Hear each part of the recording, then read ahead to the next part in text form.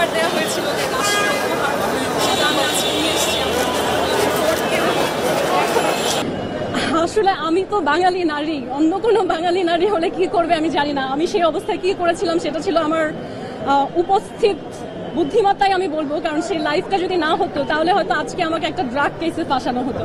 আসলে এটা আমাদের দেশের একটা ব্যর্থতা আমি বলবো, কারণ একজন পার্সন যখন বেইল পেয়ে যান স্বাভাবিকভাবেই তার আইনি অধিকারে তার পার্সোনাল যে জিনিসগুলো সেটা পাওয়া তার অধিকার হয়ে যায়।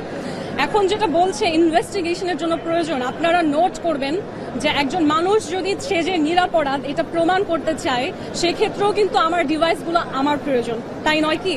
রাষ্ট্রের যদি আমার ডিভাইসে কোনো কিছু পাওয়ার থাকতো, এখনকার সময়ে আমাদের সাইবার সিকিউরিটি, আমাদের ডিজিটাল সিস্টেম এত ইমপ্রুভড, এটা 10 মিনিটে করা সম্ভব। ইনফ্যাক্ট আমি তাদেরকে অনুমতি দিয়েছি যে আপনারা আমার ডিভাইসে যা কিছু আছে কপি করে রেখে দিন, আপনাদের সময় নিয়ে সারা বছর লাগে আপনারা ইনভেস্টিগেশন করুন, কোনো সমস্যা নেই। কিন্তু আমাদের রাষ্ট্র যে সেটা করতে পারছে না, আমি মনে করি যে এটা আসলে আমাদের রাষ্ট্রের উইকনেসটা দেখায় যে কেন আমরা ডিজিটালি এত পিছিয়ে আছি, তাই নয় কি? আসলে আদালতকে হতে হবে নিউট্রাল একটা জায়গা। আদালতকে সবার জন্য আইন সমান, আপনি যত বড় হন যত ছোট হন। আমি মেঘনা আলম আন্তর্জাতিকভাবে স্বীকৃত একজন মানবাধিকার কর্মী এবং আমি আন্তর্জাতিকভাবে সার্টিফাইড একজন leadership trainer, political leadership trainer, রাজনৈতিক প্রশিক্ষক। এটা ছাড়াও আমি যদি একজন সাধারণ মেয়ে হতাম, তারপরও আমার সমান অধিকার আদালতে নিশ্চিত করার দায়িত্ব।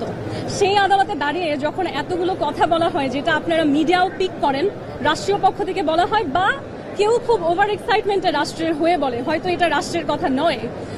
এই যে কথাগুলো যখন মিডিয়া পিক করে, তারা এটা প্রকাশ করে এমন ভাবে যেন এটা বাস্তব। কিন্তু আমরা আজকে আদালতে দেখেছি যে আমার বিরুদ্ধে কোনো প্রমাণ, কোনো উইটনেস, কোনো ভিকটিম, কোনো কিছুই নাই, শুধুমাত্র অজুহাত, অনুমান, তার ভিত্তিতে কোনো কেস আদালতে চলতে পারে না। এবং এই যে সারা বাংলাদেশে আমার সম্পর্কে একটা ভুল ধারণা এই কথাগুলোর মাধ্যমে ছড়াচ্ছে, তাই আমি হাত তুলে আগে আজকে পরিষ্কার করেছি যে আপনারা যাকে নিয়ে কথা বলছেন তার উপরেও বাংলাদেশের ভাবমূর্তি নির্ভর করছে। এবং একজন বিদেশি রাষ্ট্রদূতের চেয়ে এই দেশের একজন মিস বাংলাদেশ টাইটেল হোল্ডারের ভাবমূর্তি নষ্ট হওয়া আমাদের দেশের জন্য অনেক অনেক বড় ক্ষতি। ওই ক্ষতিটা হয়তো তাৎক্ষণিক দেখা যায় যে একজন শক্তিশালী মানুষ রাগ করলেন, তাৎক্ষণিক ভয়টা পাওয়া যায়। কিন্তু যখন আপনি আপনার দেশের টাইটেল হোল্ডার, আজকে কল্পনা করেন মিস জাপান, মিস ইন্ডিয়া, তারা যদি এই অবস্থায় থাকতো, কোনোভাবেই তার রাষ্ট্র তাকে এই অবস্থায় থাকতে দিত না। কারণ আপনারা দেখতে পাচ্ছেন, অলরেডি দেখতে পাচ্ছেন যে আমাদেরকে প্রচুর দেশ, যে সমস্ত দেশে কেউ ভ্রমণ করতে চায় না সেই দেশও আমাদের ভিসা রিজেক্ট করছে। বহু বিশ্বে বহু জায়গায় মানুষ চান্স পাচ্ছে ইউনিভার্সিটিতে, কিন্তু তারপরে বলছে যে না, আমরা আপনাদের অ্যাডমিশন নিব না। এগুলো কেন হচ্ছে? কারণ আমরা নিজেরা আমাদের ভাবমূর্তি বৈশ্বিকভাবে করেছি। আমার দেশের মানুষ কি এক্সটর্শনিস্ট, এই ভাবমূর্তি আমাদেরকে দূর করতে হবে। কারণ এরকম কোনো কিছুর তো কোনো প্রশ্নই ওঠে না। আমি আদালতকে বলেছি আমি প্রমাণ দেব যে ঈসা আমার পিছনে ঘুরতো, ঈসা আমাকে তার প্রেমে ফেলেছে, কিন্তু আদালত আমার সেই প্রমাণ বলেছে আজকে তারা দেখতে প্রস্তুত না। দেখুন, আমি আজকে এখানে আমার এই পোশাকের সাথে একটি প্যালেস্টাইনের স্কার্ফ পরে এসেছি এবং এই স্কার্ফটার একটা ভ্যালু আছে, কারণ প্যালেস্টাইনের এখন যেই অবস্থা সেখানে কিন্তু প্রচুর পরিমাণে কারখানা নেই, খুবই সীমিত অবস্থায় মানুষ এখনো এই যে তাদের শিল্প এটা তৈরি করে। আমি আজকে এই স্কার্ফটা পরে এসেছি এটাই বোঝানোর জন্য প্যালেস্টাইনের মানুষ যেমন সংগ্রামী, আপনাদের বাংলাদেশের মেয়ে আমি মেঘনা আলমও এখানে একটা সংগ্রাম করছি কনস্পিরেসির বিরুদ্ধে। আমার এবং ঈসার সম্পর্কে প্যালেস্টাইন রাষ্ট্রদূত একটা সাহায্যের হাত বাড়িয়েছিলেন যে কথা বলে আমাদের কি সমস্যা সেটা সমাধান করা যায় কিনা। তবে খুবই আফসোসের বিষয়, সমঝোতা হতে হলে দুই পক্ষকে উপস্থিত থাকতে হয়। ঈসা সেখানে উপস্থিত থাকেনি। প্যালেস্টাইন রাষ্ট্রদূত এগিয়ে আসার পরেও সে সেখানে থাকেনি, কারণ তার ক্ষমতা সে জাহির করেছে আরো অনেক বেশি। কিন্তু আমি ছিলাম এবং আমি যখন সেখানে তার কাছে আমি যেতেও চাইনি, সত্যি যেটা আমি বলেছি দুই পক্ষ না থাকলে আসলে লাভ নেই এসে। তখন আমাকে প্যালেস্টাইনের রাষ্ট্রদূত বলেন আমার স্ত্রী সন্তানরা ঈদের জন্য বাংলাদেশে আছেন, তারা একজন মিস বাংলাদেশকে দেখতে খুব এক্সাইটেড এবং তাদেরকে আমি অলরেডি বলে ফেলেছি আপনি আসছেন, তো না আসলে আমার জন্য খারাপ দেখায়। তখন আমি যাই, কথা বলি এবং কথা বলার এক সময়ে যেহেতু বাস্তব সত্যিটা হচ্ছে ঈসা আমি কি বলবো, আমার একজন ক্লোজ পার্সন ছিলেন। আমি যখন আমার কি সমস্যা তার সাথে শেয়ার করি আমি কেঁদে ফেলি এবং আমার কান্না খুবই কি বলবো যে সেখান থেকে কোনো সলিউশনটা আসেনি, বরঞ্চ সেই অবস্থানটার প্রাইভেসি নষ্ট করে ঈসার সৌদি যে বউ আছে তার কাছে জানানো হয় যে আমি কান্না করেছি কথা বলার সময় এবং তিনি আমাকে বলেন আরো কাঁদো। কিপ ক্রাইং, এবং তিনি আমাকে বলেন আমার স্বামী আমার তার বন্ধুদেরকে বলতে লজ্জা পাবে যে তিনি একজন বাংলাদেশি মেয়েকে ভালোবাসে, এবং তিনি আমাকে আমার বেল হওয়ার পরও জানিয়েছেন যে আমাকে যদি আদালতের প্রয়োজন না হয় তাহলে তারা তাদের সৌদি বাসায় আমাকে কাজের মেয়ে হিসেবে রাখতে পারে, যেটা বাংলাদেশিরা ডিজার্ভ করে। তো আমার মনে হয় যে যেহেতু আমি আসলে কারো ঘর ভাঙার চিন্তা নিয়ে আসি নাই, বরঞ্চ আমাকে গাধা বানানো হয়েছিল, আমাকে আসলে এগুলো বলার কোনো প্রয়োজন ছিল না। আরেকটা প্রশ্ন, যে একজন নারী হিসেবে আপনি মেঘনা আলম না, ধরেন আপনার জায়গায় অন্য কেউ, সেদিন রাতের ঘটনার সঙ্গে একটা সাধারণ নারীর তুলনা আপনি, সেই হিসেবে সেদিন রাতে কি হয়েছিল সেটা অন্য কোনো বাঙালি নারীর হলে সে কি করতে, আমি সেই বিষয়টা জানতে চাই। আসলে আমি তো বাঙালি নারী, অন্য কোনো বাঙালি নারী হলে কি করবে আমি জানি না। আমি সেই অবস্থায় কি করেছিলাম সেটা ছিল আমার উপস্থিত বুদ্ধিমত্তাই আমি বলবো, কারণ সেই লাইভটা যদি না হতো তাহলে হয়তো আজকে আমাকে একটা ড্রাগ কেসে ফাঁসানো হতো। কারণ আমরা সেই লাইভের মধ্যে দেখেছি তারা ঘরে আসার আগেই বলছে ভেতরে মাদক আছে, সেই মাদকটা কোথায় আমার রাষ্ট্রের কাছে প্রশ্ন। কেন তারা সেটা দেখাতে পারেনি, তার দুইটা কারণ হচ্ছে লাইভ, আর একটা হচ্ছে আমার লিভিং এরিয়াতে একটি ক্যামেরা ছিল, যেটা আমরা অলরেডি হাইকোর্টেও শুনেছি যে ক্যামেরার হার্ডওয়্যার গুলো তারা নিয়ে গিয়েছেন। সেটা থাকলে তারপরও আমাদের কাছে কিছু ফুটেজ আছে, আমার আইনজীবীর কাছে আছে যে আসলে কি হয়েছিল।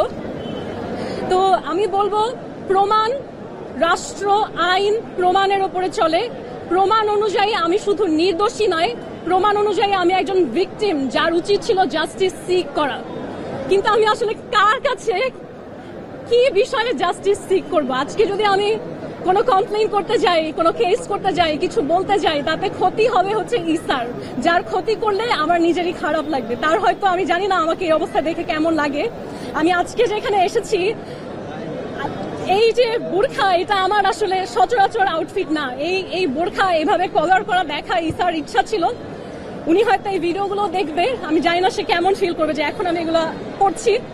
এবং যারা বলে যে আপনারা নিজেরা বলবেন যে একজন পুরুষ মানুষ কোন অবস্থায় একটা নারীকে বোরখা এবং জায়নামাজ গিফট করে, নিশ্চয়ই তার সাথে কোনো খারাপ কুসম্পর্কে এটা সম্ভব না। আপনি একজন মুসলিম হয়ে, উনি একজন সৌদি রাষ্ট্রদূত, উনি মানুষকে হজ ভিসা দান করেন, এবং আমার বলাতে উনি একজন অপরিচিত মানুষ যিনি কোটা বৈষম্যের কারণে হজে যেতে পারছিল না, তাকে রমজানে সাহায্য করেছে হজ করার জন্য। সেই মানুষ আমার মনে হয় না তার সাথে কুসম্পর্ক থাকলে তাকে জায়নামাজ গিফট করবে। হ্যাঁ, এটা সৌদি জায়নামাজ, এটা নামাজ পড়ার পোশাক। এবং আমি আপনাদের জন্য একটা জিনিস নিয়ে এসেছি আজকে, এটা বক্স, তবে আমি খেজুরও নিয়ে এসেছি, আপনারা মিলিয়ে দেখবেন। হ্যাঁ, এই বক্স হাতে নেওয়া ইসার ছবি আছে। তিনি বিএনপিকে এবং বাংলাদেশের গুরুত্বপূর্ণ মানুষদেরকে এই উপহার দিয়েছেন, সৌদি বাদশার খেজুর। এটা কিন্তু আমি মনে চাইলেও কাউকে দিলাম সেরকম উপহার না, এটা আমার কাছে এসেছে বাংলাদেশের পররাষ্ট্র মন্ত্রণালয়ের ডিজি শফিকুরের মাধ্যমে, কারণ এটার জন্য অ্যাপ্রুভালের প্রয়োজন হয়। এটা সৌদি বাদশারা দেয় হচ্ছে একটা সৌজন্য, একটা গুরুত্বপূর্ণ ব্যক্তিদের জন্য। আজকে আমরা গত তারিখে ওনার নিকট থেকে ওনার যেসব ডিভাইস জব্দ করা হয়েছিল, সেই জব্দকৃত ডিভাইসগুলো আমরা আবেদন করেছিলাম বিজ্ঞ আদালতের নিকট। বিজ্ঞ আদালত আজকে ধার্য তারিখ হিসেবে আজকে রেখেছিলেন শুনানির জন্য। আমরা শুনানি করেছি এবং আমরা আমাদের যুক্তি উপস্থাপন করেছি যে ফৌজদারি কার্যবিধির 517 ধারার বিধান অনুযায়ী উনি ওনার জব্দকৃত সকল ডিভাইস ফেরত পাওয়ার অধিকার রাখেন। তো বিজ্ঞ আদালত আমাদের শুনানিতে সন্তুষ্ট হয়ে সংশ্লিষ্ট মামলার যিনি তদন্ত কর্মকর্তা আছেন উনাকে আদেশ দিয়েছেন, উনি আগামী ধার্য তারিখের আগে উনি কেন ওনাকে ফেরত দেওয়া হবে না এই মর্মে কারণ দর্শাবে, এবং উনি ফরেন্সিক রিপোর্ট যত দ্রুত সম্ভব করে এই ডিভাইসটা ওনাকে ফেরত দেওয়ার ব্যবস্থা করবেন, এই মর্মে উনি প্রতিবেদন দাখিল করবেন। ক্লায়েন্ট তো বারবার এই ডিভাইসের সঙ্গে ওনার পাসপোর্টের কথাও বলছে। জি, ডিভাইস সহ ওনার 2টা পাসপোর্ট আছে এর সাথে। জব্দ তালিকার মধ্যে পাসপোর্ট আদালত সেটা শোনার পরে হচ্ছে যে আপনাদেরকে ইয়েটা দিয়েছে, পাসপোর্টটা কি জরুরি ওনার? হ্যাঁ, পাসপোর্টটা ওনার জন্য খুবই জরুরি। পাসপোর্ট সহ ওনার অন্যান্য ডিভাইস, ওনার ম্যাকবুক যেটা আছে, আইফোন 16 প্রো যেটা আছে, সবগুলোতে ওনার নিত্য ব্যবহার্য জিনিসপত্র আর কি। ওনার একটা মানুষের এখন বর্তমান যুগে আমাদের প্রত্যেক জীবনযাপন করতে গেলে আমাদের এই ডিভাইসগুলো খুব ইম্পর্টেন্ট। তো উনি যেহেতু একজন সোশ্যাল ওয়ার্কার, উনি মিস বাংলাদেশের ফাউন্ডেশনের একজন চেয়ারপারসন, উনি leadership trainer, political leadership trainer. তো ওনার জন্য এই ডিভাইসগুলো খুব ইম্পর্টেন্ট, এবং উনি যেহেতু পলিটিক্যাল লিডারশিপ ট্রেনার, ওনার দেশের বাইরে যেতে হয়, তো পাসপোর্টটা খুবই ইম্পর্টেন্ট ওনার জন্য, এবং এটা আমরা বিজ্ঞ আদালতের নিকট উপস্থাপন করেছি। আমার এই পাসপোর্টে আমি যে প্রথম ভিসা পেয়েছিলাম সেটা কিন্তু আমাদের চিফ অ্যাডভাইজার মোহাম্মদ ইউনুস যিনি আছেন ওনার স্পন্সরে আয়ারল্যান্ড যাওয়ার একটি ভিসা, এবং আমার মনে হয় আজকে এই আদালতে যেই পাসপোর্ট জব্দ করে রেখা আছে এটার সাথে শুধু আমার না, আমার দেশ প্রধান যিনি আছেন তারও একটি সম্পর্ক আছে। আজকে মিডিয়ার মাধ্যমে আমি তাকে অনুরোধ করব যে আমি যদি বাংলাদেশের মেয়ে হয়ে থাকি স্যার, আমার মনে হয় এটা আপনার দায়িত্ব, আমি যে নির্দোষ সেটা প্রমাণ দেওয়া। Thank you.